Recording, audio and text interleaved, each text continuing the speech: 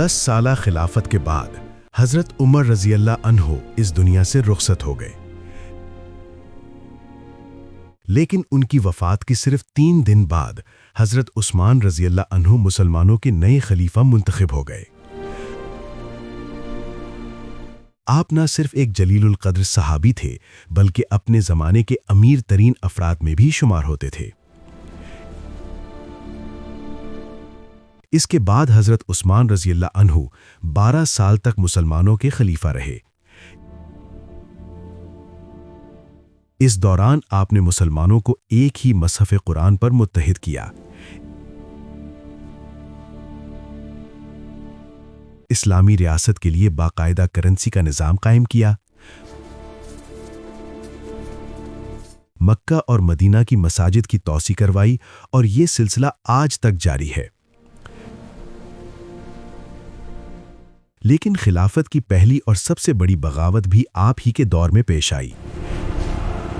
حیرت کی بات یہ ہے کہ ان سب کے باوجود لوگ باقی خلفائے راشدین کے بارے میں تو کافی جانتے ہیں، مگر حضرت عثمان رضی اللہ عنہ کی زندگی کے بارے میں بہت کم معلومات رکھتے ہیں، حالانکہ آپ کی زندگی کی داستان بے حد متاثر کن ہے۔ ابتدائی زندگی اور تجارت۔ حضرت عثمان رضی اللہ عنہ خلیفہ بننے سے کئی سال پہلے مکہ کے کسی عام گھرانے میں پیدا نہیں ہوئے تھے، بلکہ آپ مکہ کے سب سے مالدار قبیلے بنو امیہ میں پیدا ہوئے۔ آپ کے والد عفان کا مکہ میں کپڑوں کا بہت بڑا کاروبار تھا، جو مکہ سے نکل کر روم اور یمن تک پھیلا ہوا تھا۔ لیکن اچانک ایک دن جب حضرت عثمان کی عمر ابھی بہت کم تھی، آپ کے والد عفان ایک سفر سے واپسی پر وفات پا گئے۔ وفات کے وقت عفان کی 2 ہی اولادیں تھیں، بیٹا عثمان اور بیٹی آمنہ۔ اسلام سے پہلے عرب معاشرے کا رواج یہ تھا کہ باپ کے انتقال کے بعد سارا مال بیٹے کو ملتا تھا اور بیٹیوں کو وراثت میں کچھ نہیں دیا جاتا تھا۔ اسی وجہ سے عفان کا پورا کاروبار اور تمام دولت کم عمری میں ہی حضرت عثمان رضی اللہ عنہ کو مل گئی۔ نتیجہ یہ ہوا کہ کم عمری میں ہی حضرت عثمان مکہ کے امیر ترین افراد میں شمار ہونے لگے۔ مکہ کے نوجوان انہیں اپنا رول ماڈل سمجھتے تھے۔ اتنی زیادہ دولت ہونے کے باوجود حضرت عثمان نے مکہ کے دوسرے رئیس زادوں کی طرح عیش و عشرت کی زندگی اختیار نہیں کی، بلکہ اپنے خاندانی کاروبار پر توجہ دی اور اسے بین الاقوامی تجارت میں بدل دیا۔ اسی کامیابی کی وجہ سے وہ مکہ میں اس قدر مشہور ہو گئے کہ مکہ کی مائیں اپنے بچوں سے کہا کرتی تھیں، میں تم سے اتنی محبت کرتی ہوں جتنی قریش عثمان سے کرتے ہیں۔ حضرت ابو بکر رضی اللہ عنہ سے دوستی اور اسلام قبول کرنا۔ اسی زمانے میں مکہ میں ایک اور تاجر بھی تیزی سے ترقی کر رہے تھے، اور وہ تھے حضرت ابو بکر رضی اللہ عنہ۔ یہیں سے ان 2 عظیم صحابہ کی دوستی کا آغاز ہوا۔ جب حضرت عثمان کا کاروبار عروج پر تھا،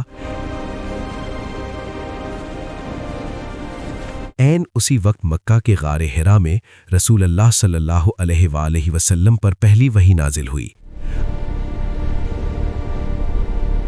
آپ صلی اللہ علیہ وآلہ وسلم کے اہل خانہ کے بعد سب سے پہلے حضرت ابو بکر رضی اللہ عنہ ایمان لائے، اور اسلام قبول کرتے ہی وہ فوراً اپنے دوست حضرت عثمان رضی اللہ عنہ کے پاس گئے اور انہیں بھی اسلام کی دعوت دی۔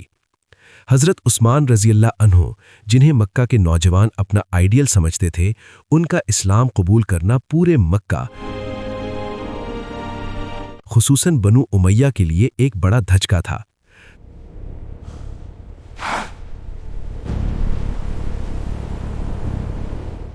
سب کو معلوم تھا کہ حضرت عثمان کے مسلمان ہونے کے بعد مسلمانوں کو مالی تنگی کا سامنا کم ہوگا،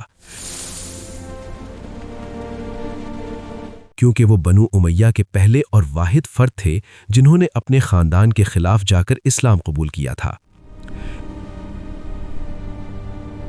ابتدا میں لوگوں کا خیال تھا کہ رسول اللہ صلی اللہ علیہ وآلہ وسلم صرف اپنے قبیلے بنو ہاشم کو برتری دلانے کے لیے یہ دعوت دے رہے ہیں، اسی لیے وہ اسلام کو صرف ایک قبیلے کا مذہب سمجھتے تھے۔ لیکن پھر قرآن کی سورۃ المسد نازل ہوئی، سورۃ المسد، جس میں رسول اللہ صلی اللہ علیہ وآلہ وسلم کے چچا ابو لہب اور ان کی بیوی کے بارے میں سخت الفاظ آئے۔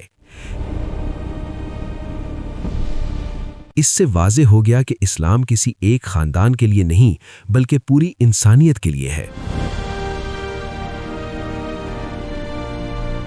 مسئلہ یہ تھا کہ ابو لہب کے 2 بیٹوں کا نکاح پہلے ہی رسول اللہ صلی اللہ علیہ وآلہ وسلم کی 2 بیٹیوں سے ہو چکا تھا۔ جب ابو لہب اور اس کی بیوی کو ان آیات کا علم ہوا تو وہ سخت غصے میں آ گئے۔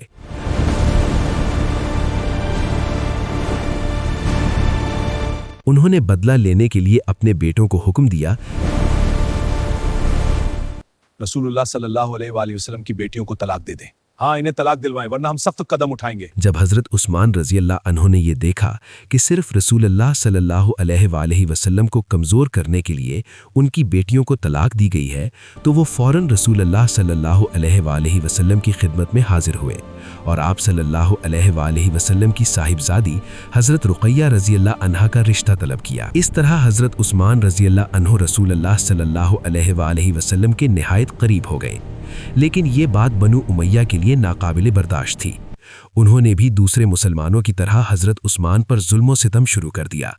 روایات میں آتا ہے کہ ان کے ایک چچا حکم انہیں رسیوں سے باندھ کر مارتے تھے اور پورا خاندان ان پر اسلام چھوڑنے کا دباؤ ڈالتا رہتا تھا، لیکن حضرت عثمان رضی اللہ عنہ ان تمام مظالم کے باوجود اپنے خاندان کے خلاف کھڑے ہو کر رسول اللہ صلی اللہ علیہ وآلہ وسلم کے ساتھ ثابت قدم رہے۔